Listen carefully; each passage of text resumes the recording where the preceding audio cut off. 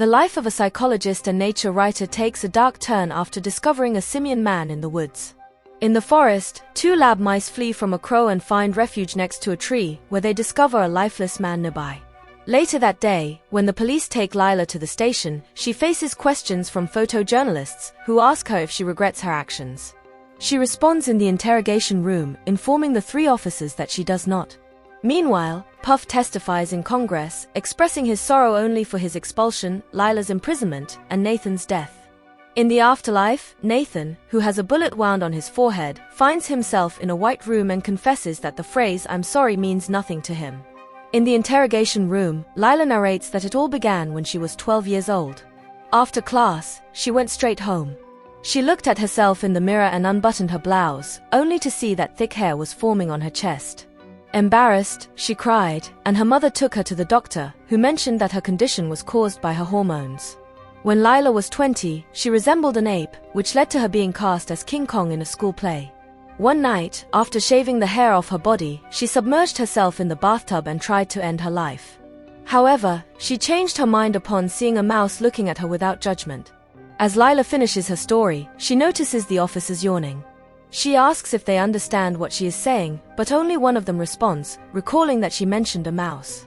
Meanwhile, in Congress, Puff shares his story. He was raised in the wild by his father, who suffered from a delusion, believing he was an ape. He explains that his father spent years in a psychiatric hospital after trying to live in the monkey house at the local zoo. After his release, the man underwent therapy and tried to adapt to societal norms. He got a job, married, and soon became Puff's father. However, when he learned of Kennedy's assassination, he was devastated by human depravity, leading to a relapse. The man began to act like an ape again and kidnapped little Puff from his wife, raising him with love and respect in the forest. As he grew up, Puff became like his father and considered himself an ape, specifically a pygmy chimpanzee. Meanwhile, Nathan explains that he hated apes when he was alive, believing his parents had influenced him to develop such extreme aversion. When Nathan visited a zoo as a child, he was thrilled to see a monkey. However, his strict mother corrected him, telling him that chimpanzees are apes, not monkeys. Then, his father pointed out that while apes resemble humans, they are not civilized. Nathan's mother then intervened, advising him not to act on instinct, as a chimpanzee would. Meanwhile, Lila came to love animals and their judgment-free nature. For a time, she became a nature writer so she could stay in the woods. She soon became famous, and all the women bought her book. However, when she turned 30, she yearned for pleasure and thought about removing all her hair to meet a man. She decided to leave the forest and return to civilization. Lila booked a session for laser hair removal and met Louise, who prepared her for a date. The writer then met Nathan, a psychologist working on a sociological experiment to teach table manners to mice and, eventually, to humans, in order to make the world a safer place. Occasionally, Nathan saw a psychiatrist, Wendell, who believed that his passion for table manners stemmed from being punished as a child for using the wrong fork. However, the psychologist denied the connection. One day, in the lab, the psychologist was working on his experiment alongside his French assistant, Gabrielle. They prepared a salad for a couple of mice to eat and placed 3 forks next to the plates. When the first mouse used the correct fork, Nathan smiled. However, he electrocuted the other one when it chose the wrong one. After a day of work, Nathan had a dinner date with Lila. However, he was critical of her table manners. He corrected her when she used the wrong fork and reminded her not to talk with her mouth full. When Nathan apologized for his behavior, Lila was not bothered, as she also had her quirks, though she kept them to herself. That moment led to their first kiss and a romantic night. During a laser hair removal appointment the next morning, Lila was worried about Nathan discovering her condition, but Louise reassured her, telling her it was no big deal. In the afterlife, Nathan describes his experience with love, recalling that it was a messy mix of need, desperation, and insecurity. Suddenly, he admits that he doesn't want to die yet. He tries to leave, but when he opens the door, it leads him back to the same room. Realizing there is no way out, he sits down and continues his story. Soon, Lila moved in with him. During a family dinner, Nathan discovered that his parents had adopted Wayne. He quickly began criticizing Wayne's table manners, particularly his elbow on the table. However, Nathan was surprised when his parents did not punish his adoptive brother. In response, his mother defended that Wayne had self-discipline for his age. Feeling uncomfortable, Nathan tried to change the subject, informing his mother that Lila was a nature writer. However, the woman made a sarcastic remark, saying she loved nature but only wanted it to stay in the zoo. After dinner, Nathan expressed how upset he was with Wayne. He also apologized to Lila for his mother's negative reaction to her work. However, Lila, who was shaving at that moment, did not believe he felt sorry, as he had laughed along with his mother. When he explained that he loved nature just like her, his girlfriend invited him to celebrate their love for it by hiking in the woods. After this, they shared a kiss, but Nathan suddenly stopped when he tasted the shaving cream. In Congress, Puff continues his story, sharing that he saw Lila and Nathan in the woods, thinking they were also apes. At that moment, he could not speak the human language and moved like a chimpanzee. When Lila sensed his presence, she undressed and tried to interact with him, leaving her boyfriend behind. However, Puff just ran and climbed a tree to get away from her, but the writer soon cornered him on a branch. The woman tried to talk to him in human language, but he could not understand what she was saying and simply pleased himself, causing him to fall from the tree. Lila quickly rushed to him, and Nathan followed her. Upon seeing the man behaving like an ape, Nathan became interested in making him the subject of his experiment. Lila opposed this, thinking the man was already happy because he was away from civilization. However, the psychologist wanted to improve the man. The man with ape-like behavior was then kept in a glass cage within the lab for monitoring. When he woke up, he felt confused to find himself in diapers with wires connected to him. Becoming aggressive, Nathan asked Gabrielle to electrocute him. After the third shock, the man calmed down. The psychologist then named his subject Puff, in honor of his French assistant's dog. Nathan introduced himself along with Gabrielle to the simian man, telling him they were his mommy and daddy. This immediately excited the assistant, who was in love with him. After work, the assistant tried to invite the psychologist for coffee. But despite his rejection, she continued flirting with him. That night, Nathan received a call from Gabrielle. At that moment, Lila, who was shaving in the bathroom, repeatedly asked him who he was talking to. Annoyed, he opened the bathroom door, only to discover what she was doing. Lila tried to explain herself to her partner, saying that her hormones caused the body hair and that she was undergoing laser hair removal to eliminate it. In her bedroom, Gabrielle, dressed provocatively, listened to the argument between the psychologist and his girlfriend. After Nathan stormed out of the house, Lila noticed the phone was on the bed. She tried to talk to the other person on the line. However, Gabrielle hung up and drove to the lab, knowing Nathan would be there. Meanwhile, the psychologist searched for a book in the lab to learn more about Lila's condition, only to find her picture on the page. Suddenly, Gabrielle appeared, lying that she needed to check some papers. Then, she dimmed the lights and sang a lullaby, putting Puff to sleep. Afterward, she seduced Nathan by showing him her provocative nightgown, which led to a romantic moment between them. Meanwhile, Lila continued shaving all her body hair. In Congress, Puff explains how he witnessed Nathan and Gabrielle's passionate act and wished for the same for himself, so he began to comply with the psychologist's orders. During an experiment, he chose the correct fork and stood up when Nathan asked what he would do if the lady he was with excused herself to powder her nose.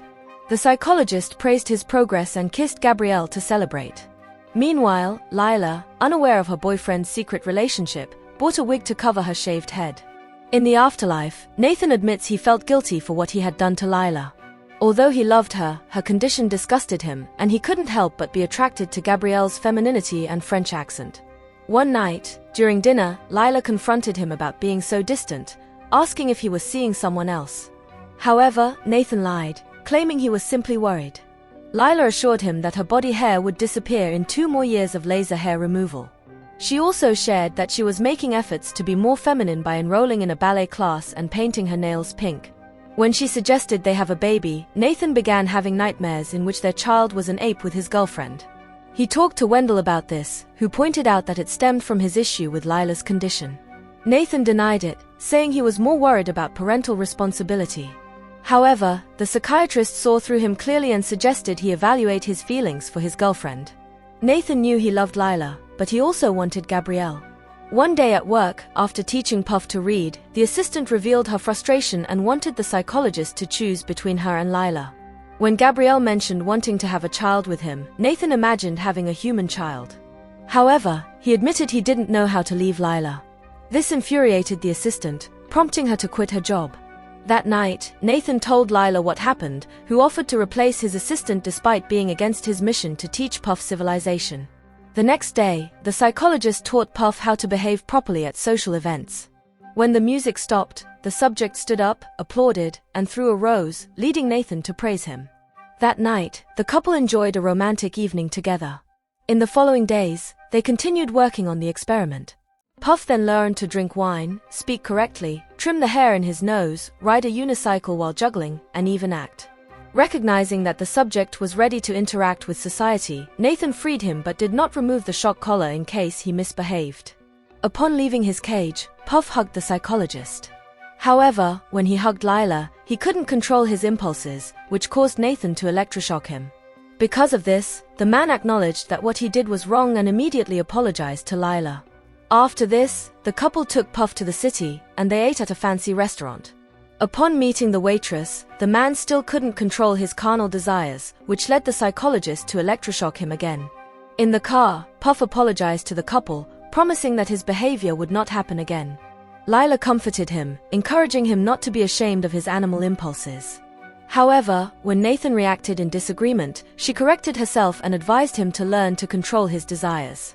To help Puff resist his impulses, Nathan gave him an exercise by showing him provocative images. When the subject couldn't control himself, the psychologist electroshocked him many times until he finally resisted his desires. Witnessing the continuous punishments, Lila felt bad for the subject. The next day, the couple took Puff to the restaurant to see if he could control himself. When a waitress approached, he felt an impulse but managed to stay seated. Afterwards, Nathan praised him for his great behavior and rewarded him with a nice room, money, and freedom. He then trusted that he would make good decisions on his own. In response, the subject promised not to disappoint him. That night, Puff read a book and tried to behave like a decent man. Meanwhile, Nathan felt restless and told Lila he needed to go to the lab to check on the subject. However, it turned out he wanted to see Gabrielle. At that moment, his ex-assistant was speaking on the phone with someone in an American accent, revealing that she was actually not French. Hearing Nathan at the door, she switched to a French accent. Before letting him in, she tidied up her apartment and dressed provocatively. The psychologist saw her waiting on the bed. Then, he confessed that he was ready to leave Lila and be with her instead. However, the cunning woman told him that she had already moved on. Meanwhile, Puff used his money and went to an exotic club to drink and interact with a courtesan.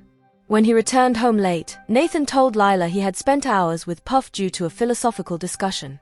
However, the woman knew he was lying because he had just picked the man up from a boarding house after he had run out of money.